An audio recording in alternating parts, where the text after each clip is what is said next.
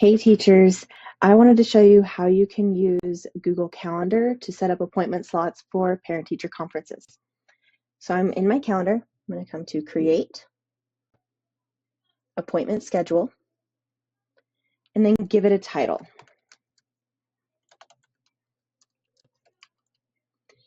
How long you would like the appointments to last. If it's greater than 2 hours or less than 15 minutes, use the custom. I'm going to say 10 minutes. And then it automatically repeats weekly. I'm going to say does not repeat, and then choose the day of SEPs. So I'm going to say it's the 2nd, and I add my time slots. I can do some before school.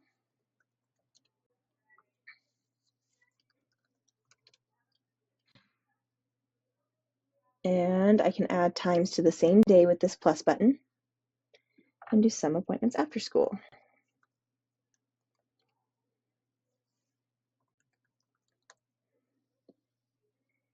Just like that, and I can see the appointment slots adding in the calendar right here. It will show me if I have any conflicting events, but I do not.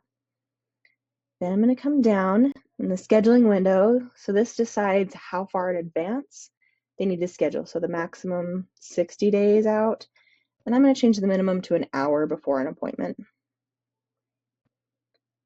Here's where you can decide your booking settings if you want them to be able to invite others to the appointment, like if they want to invite the other parent or guardian, you can leave that checked. Which calendars you would like to avoid scheduling conflicts, and if you'd like a co-host. Then the next page, you can choose a location. They just know my classroom. If you want to add a description of anything they need to do or bring beforehand, you can put there. This is my new favorite part, this booking form. It's information gathered from them before they book the appointment. So first name, last name, email address, those are required. But I'm going to add an item. I've had students that their last name is not the same last name as their parent or guardian. I'm going to do this drop down, custom item. I'm going to say child's name and make it a required thing so they can't book the appointment until they fill it out. Add item. I also like to add their preferred language. That way, if I need a translator for that appointment, I know ahead of time. Add item. And then you can do the kind of confirmation or reminders. I like it to remind them one day before. You can also add a reminder to have multiple and say 30 minutes before the appointment. Save. So now on my calendar, it looks like I have two because I had those two separate time slots. They have the same link. This is the link you're going to send out. So now I'm in my personal account. I'm going to show you what this would look like from a parent's end. So it shows the next available appointment date. I'm going to click on that, and here's all of those times. I click on a time. It will autofill this if they're in a Google account, but if not, they'll have to fill it out. And then child's name. So if I try to book this, it's going to say you need to enter responses here.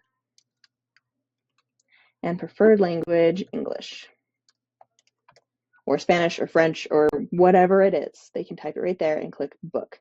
Now it's going to add this to their calendar. It's also going to add it to your.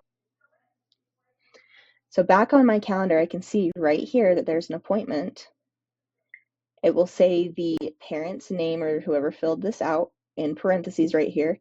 And in the notes of the appointment, I can see their email, the child's name, and the preferred language. Now that I've got some appointments, I'm going to show you an easy way you can view all those appointments, as well as print a list to hang out outside of your classroom if you need. So I'm going to click on the day, and in this drop down, you can see it this way, but I'm going to come to Schedule, Search, do the little drop down on Search, and just change it to the one day of SEPs. And now I can easily see my list, and in parentheses is the parent's name that made the appointment. I can still click on an appointment to see the details of like the child's name and preferred language, and I can just print this page as is. If you want to make it look nicer, you can copy and paste this data in Google Sheet. I hope that helps, and good luck with SEPs.